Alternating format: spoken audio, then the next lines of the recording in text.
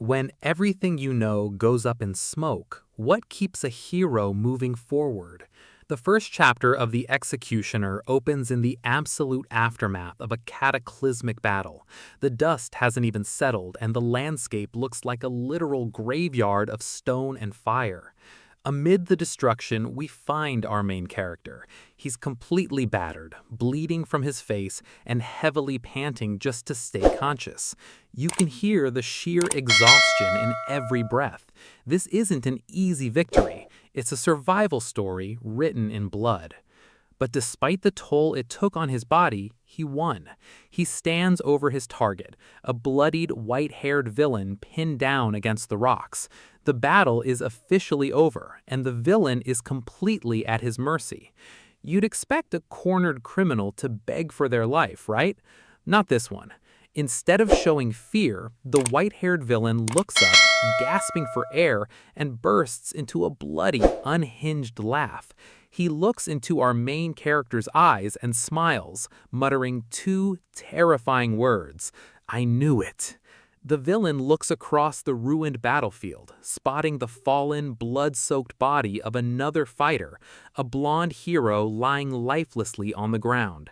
Looking back at our protagonist, the villain sneers, "You're different from those worthless fools."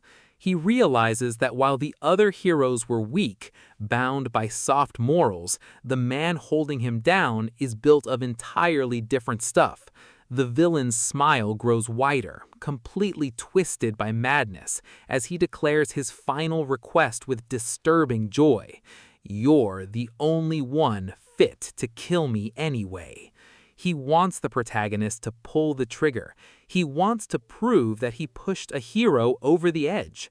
The psychological manipulation is heavy, but our protagonist doesn't bite.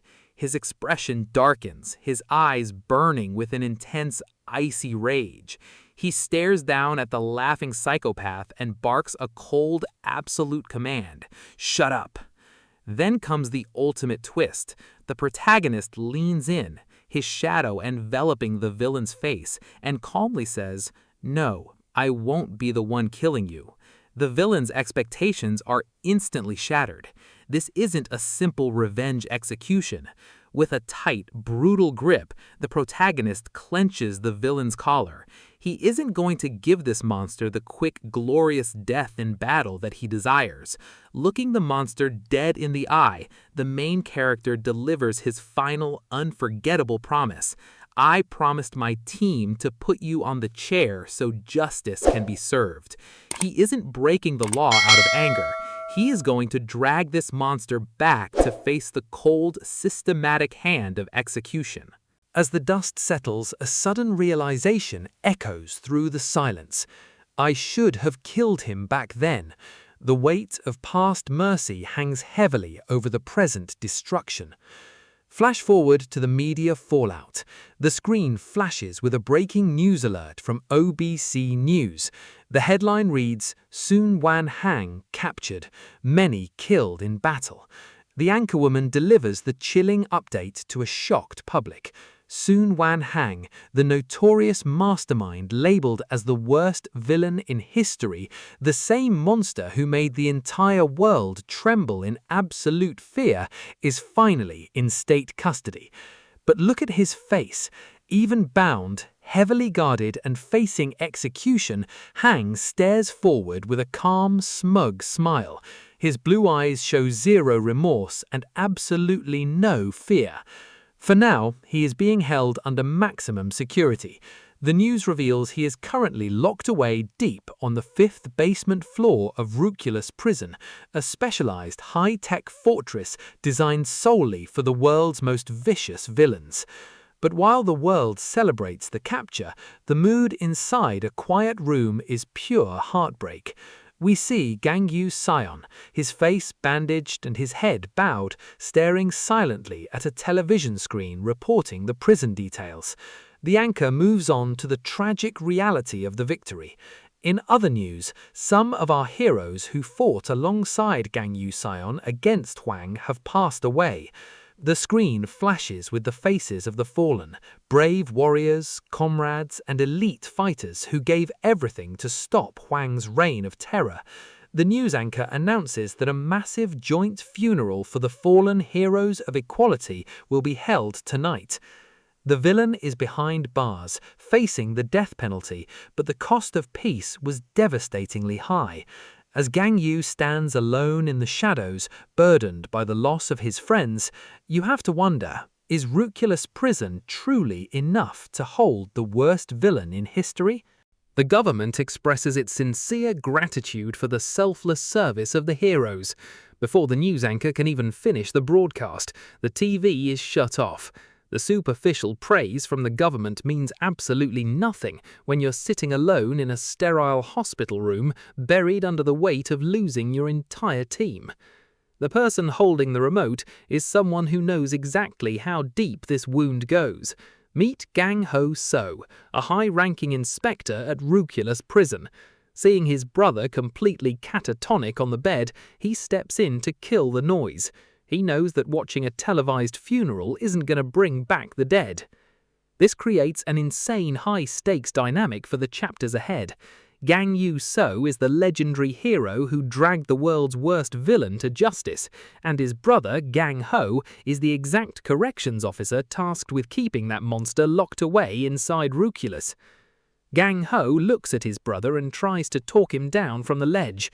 He speaks gently, trying to remind him of the bigger picture, but as the words hang in the air, Gang Yu's head remains bowed in pure, unadulterated darkness.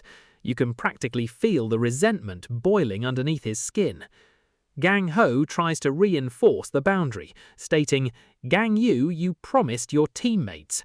But that promise is exactly what is tearing Gang Yu apart from the inside out. The scene shifts into a terrifying internal monologue. Surrounded by a blood-red aura, Gang Yu looks at his hands and lets out the ultimate tragic realization, "Killed Huang myself." This triggers a poignant flashback to the moments before the tragedy. We see the blonde female hero standing amidst a ruined cityscape during a previous mission, crossing her arms and delivering the absolute law of their organization, "Heroes save people." She stands firmly on her idealistic pedestal, lecturing the team.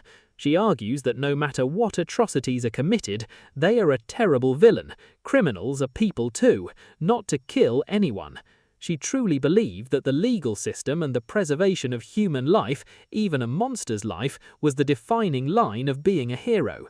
But even back then, Gang Yu saw the fatal flaw in her logic. He challenged her right to her face, snapping back with a hauntingly prophetic question, "That's nice and all, but what if we get killed?" The team stood together in a circle, bound by an absolute restraint.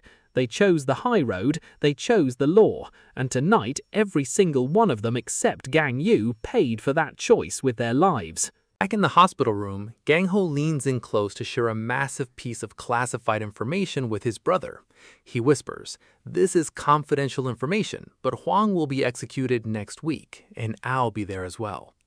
Gang Ho looks at his broken brother and tells him firmly, "You did your job as a hero. Leave the rest to the corrections officers." He wants Gang Yu to finally lay his burdens down. The system is working. Justice is coming. The monster who slaughtered their friends is finally going to pay, and Gang Ho is personally going to see it through. Clang. The scene shifts starkly to the high-security blocks of Ruculus Prison. A massive, heavily armored containment cell stands under an ominous red light.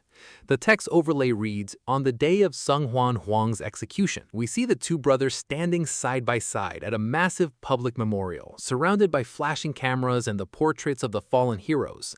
Gang Ho stands tall in his full inspector dress uniform, while Gang Yu stands beside him, still bandaged up, staring blankly ahead. Everything seems set for a grim closure. The execution is supposed to end this nightmare once and for all.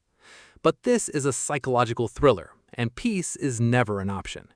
The screen cuts to pitch black with three simple, devastating words: "Was killed." Suddenly, we cut back to the present day. Gang Yu's eyes are wide with pure horror. His pupils shrunk to tiny pinpricks, tears streaming down his face against a blood-red, chaotic background. The realization of what just happened hits him like a freight train. Something went horribly, terribly wrong inside that prison.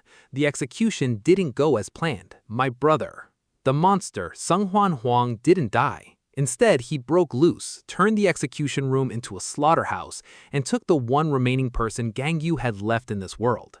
We see the funeral portrait of Gang Ho So, the proud, kind older brother who just wanted to protect a sibling, now sitting behind the wall of funeral flowers. Gang Yu lets out a gut-wrenching, broken cry. Why? The segment ends on the most depressing shot of the series so far. Gang Yu is completely alone, wearing a funeral suit, slumped against the wall of a dimly lit, shadowed room. Incense smoke drifts up past his brother's portrait.